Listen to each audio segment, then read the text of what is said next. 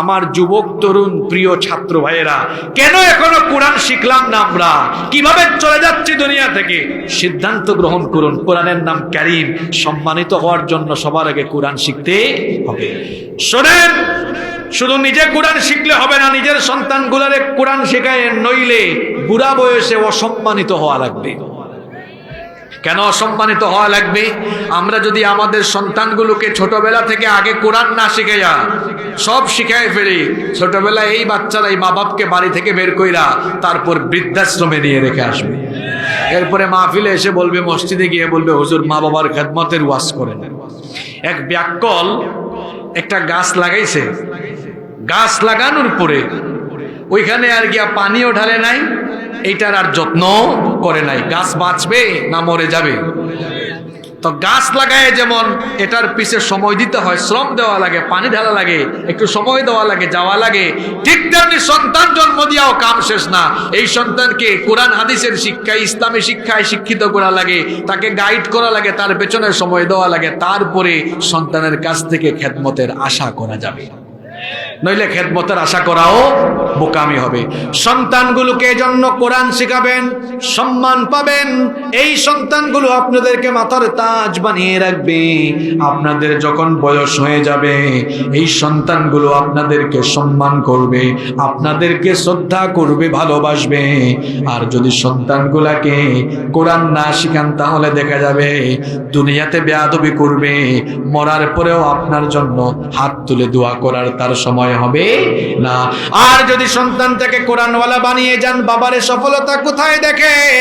সন্তানটাকে যদি আপনারা কোরআনওয়ালা বানাতে পারেন, সন্তানকে কোরআনওয়ালা বানালে দুনিয়া থেকে তো আমরা সবাই চলে যাব। যখন আমাদের চলে যাওয়ার সময় আসবে, দেখা যাবে আমাদের লাশটা সামনে নিয়ে সন্তান জানাজার নামাজি ইমামতিতে দাঁড়িয়েছে। যদি সন্তান ছাড়া অন্য কোনো আলিম এসে নামাজের জানাজা ইমামতিতে দাঁড়ান, দেখা যাবে হুজুরের ভেতরে কোনো আবেগ কাজ করছে না, এসে জানাজা শুরু করবেন, আল্লাহু আকবার, আল্লাহু আকবার চলছে, কোনো আবেগ। আর সেই জায়গায় যদি আপনার সন্তান থাকে, আল্লাহু আকবার বলার আগে তার হৃদয়টা দুমড়ে মুচড়ে উঠবে, আল্লাহু আকবার বলার আগে কলিজা ফেটে যাবে, চক্ষু দিয়ে পানি বের হবে। বাবা জানরা শোনেন, গোটা দুনিয়ার পানি দিয়ে, গোটা দুনিয়ার পানি ঢেলে জাহান্নামের আগুনকে নেভানো যায় না। সন্তানকে কোরআনওয়ালা বানায় যান। এই সন্তান যদি আপনার লাশ সামনে রেখা জানাজায় দাঁড়াইয়া চোখের পানি ছাড়ে, এই পানির পাওয়ার কত জানেন? দুইটা ফোঁটা আল্লাহ পছন্দ করেন। একটা হলো জিহাদের ময়দানে মুজাহিদের শরীর থেকে যে রক্তের ফোঁটা পড়ে, ওই রক্তের ফোঁটা আল্লাহ পছন্দ করেন। আরেকটা হলো মানুষ যখন অনুশোচনা বা অনুতপ্ত হয়ে আল্লাহর কাছে ভিক্ষুকের মতো কেঁদে কেঁদে যখন চোখের পানি ফেলে, ওই চোখের পানির ফোঁটাও আল্লাহ পছন্দ করেন। চোখের পানির তো অনেক দাম। আপনার সন্তানটা যদি আপনার জানাজা পড়ায়, সন্তান যখন চোখের পানি ছাইড়া দিবে, এই পানি নাকের ডগায় আসার আগে চোখের পানি দিয়ে আল্লাহ আপনার কবরের জাহান্নামের আগুনকে চিরতরে নিভায়া দিবে।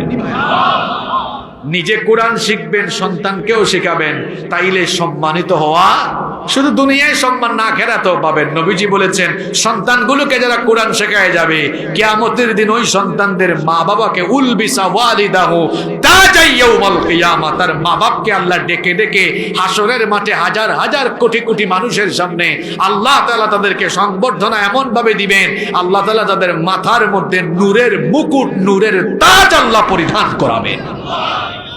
তাহলে সন্তানকে আমরা কি শিখাবো? আরো জোরে বলেন। তাহলে কোরআনের একটা নাম হচ্ছে কারীম। কোরআনের একটা নাম কি? সম্মানিত হওয়া যাবে কোরআন শিখলে না না শিখলে? আরো জোরে বলেন। শিখলে, বুঝলে, মানলে সম্মানিত হওয়া যাবে ইনশাআল্লাহ। সবাই আমরা কোরআনটা শিখবো তো? শিখবো। কোরআনের 3 নম্বর নাম হচ্ছে মাজিদ। কোরআনের 3 নম্বর নাম কি? রব্বুল আলামিন কোরআনুল কারীমে সূরা বুরুজের মধ্যে বলেছেন, বাল হুয়া কুরআনুম মাজিদুন ফি লাওহিম মাহফুজ। এই কোরআন, এটা এমন এক কিতাব, ফি লাওহিম মাহফুজ, এটা মাজিদ, সম্মানিত, এটা মাজিদ, মর্যাদাবান গ্রন্থ, এটা সংরক্ষিত হয়েছে লাউহে মাহফুজে। মাজিদ মানে হচ্ছে মর্যাদাবান। এই কোরআন হচ্ছে এমন কিতাব, এই কিতাবের কাছে আসলে আপনি মর্যাদাবান মানুষ হবেন। ওমর রাদিয়াল্লাহু আনহু কোরআনের কাছে আসার আগ পর্যন্ত তার আলাদা কোনো মর্যাদা ছিল না, কিন্তু যখন তিনি ইসলাম কবুল করে কোরআনের কাছে চলে আসলেন, মর্যাদা এত বেশি বেড়ে গেল, যার ব্যাপারে স্বয়ং নবীজি বলেছেন, তোমাদের মাথার উপরে আসমানের মধ্যে কি পরিমাণ তারকারাজি আছে, এটা কিয়ামত পর্যন্ত তোমরা গুনে গুনে যেমন শেষ করতে পারবা না, ঠিক তেমনি আমার ওমর মুসলমান হওয়ার পরে কত যে নেক আমল করেছে, তার নেকির পরিমাণও কিয়ামত পর্যন্ত কেউ গুনে গুনে শেষ করতে পারবে না। এই ওমরের এত মর্যাদা বেড়েছে কিসের কারণে? আরো জুড়ে বলেন। বিলালের মতো একজন কালো মানুষ, বিলালের মতো একজন কালো মানুষ, যার দিকে ভালো করে তাকাতে মন চাইতো না, যিনি একজন গোলাম ছিলেন, কিন্তু কোরআনওয়ালা হয়ে যাওয়ার কারণে ওই বিলালের মর্যাদা যিনি বাড়িয়ে দিয়েছেন, তিনি কি? আসতে বলবেন না, জুড়ে বলেন, তিনি কি? আমরাও যদি কোরআনের কাছে আসি, আমরা ব্যক্তি জীবনে যেমন মর্যাদাবান হয়ে যাব, ঠিক তেমনি ভাবে আজ গোটা পৃথিবীতে আমরা মুসলমানরা যে মার খাচ্ছি, আমরা যে অধপতিত, আমরা সবাই যদি ঐক্যবদ্ধ হয়ে আবারও কোরআনের কাছে চলে আসতে পারি, গোটা দুনিয়াতে আমাদেরকে আবারও মাথা উঁচু করে মর্যাদাবান বানিয়ে দিবেন যিনি, তিনি কি? মার খাচ্ছেন কেন আজকে গোটা পৃথিবীতে?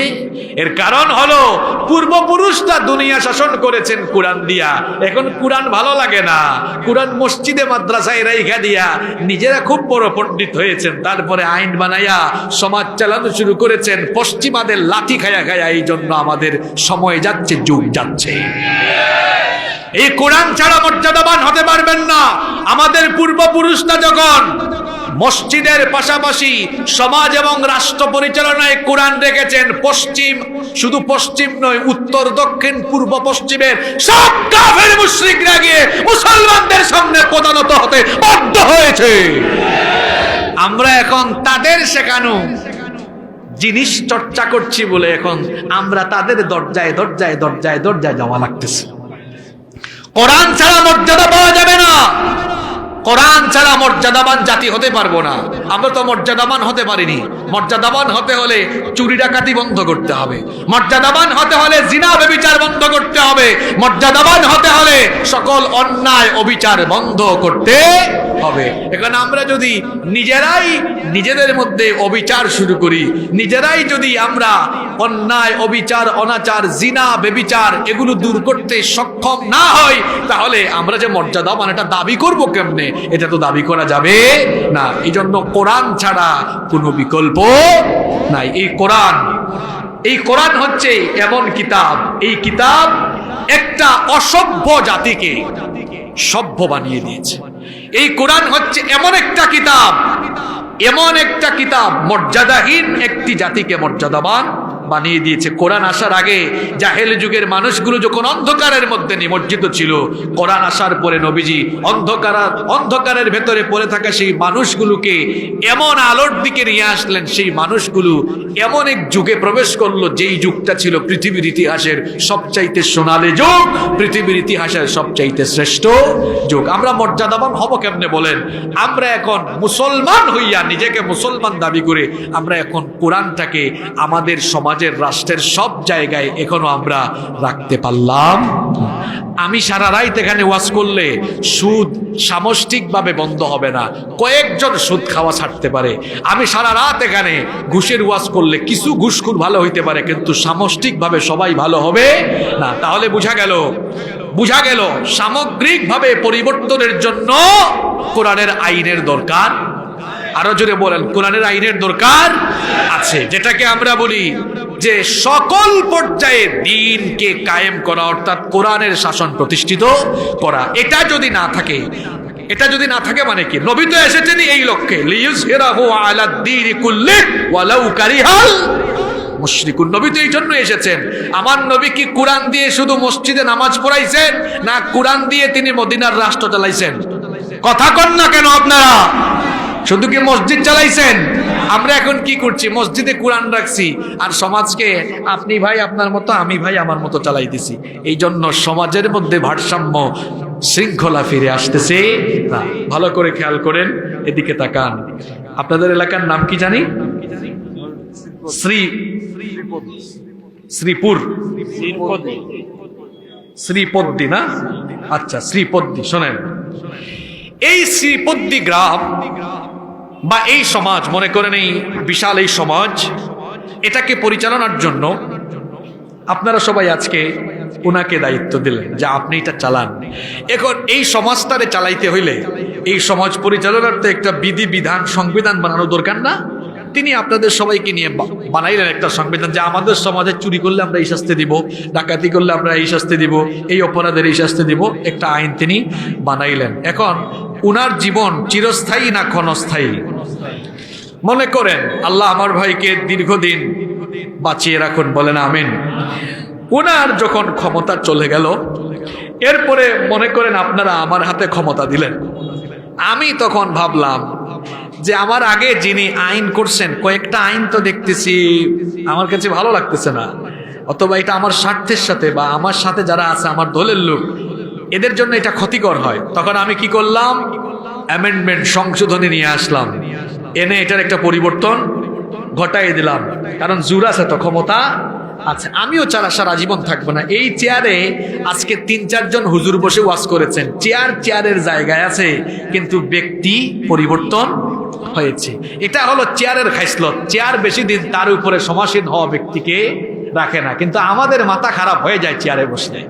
আমরা যে উঠে যাই চেয়ারে, যে বসে যাই চেয়ারে, সে উঠে যায় গিয়ারে।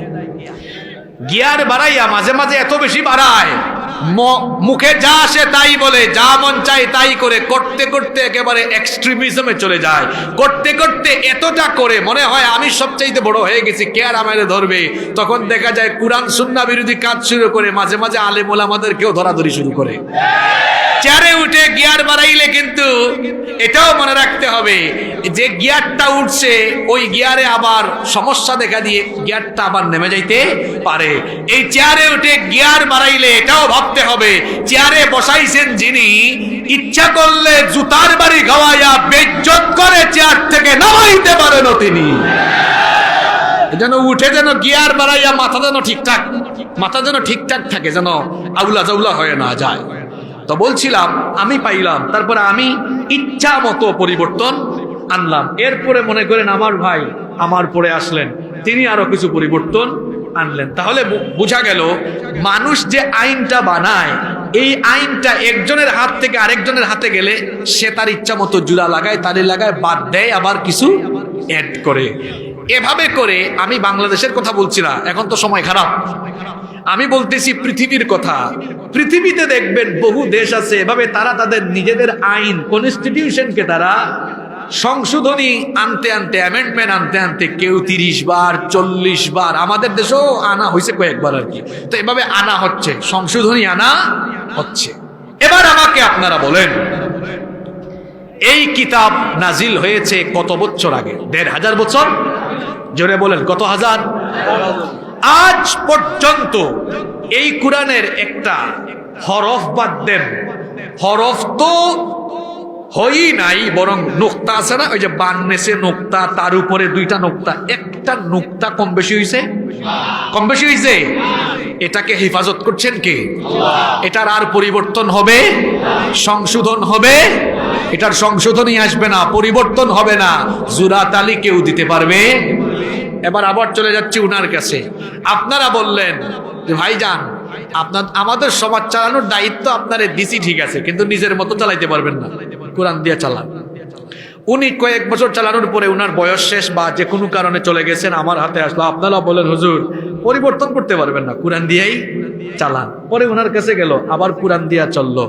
এরকম যদি কোরআন দিয়ে চলে, ব্যক্তি পরিবর্তন হবে, কিন্তু আইনের পরিবর্তন, আইনের পরিবর্তন।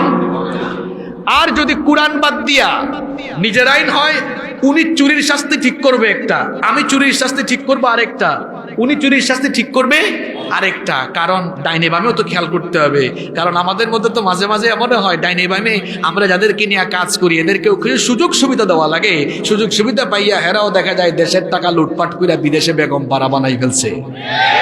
তো এদের কথাও তো মাথায় রাখা লাগে, মাথায় রাখা তো আইন বানানো লাগে।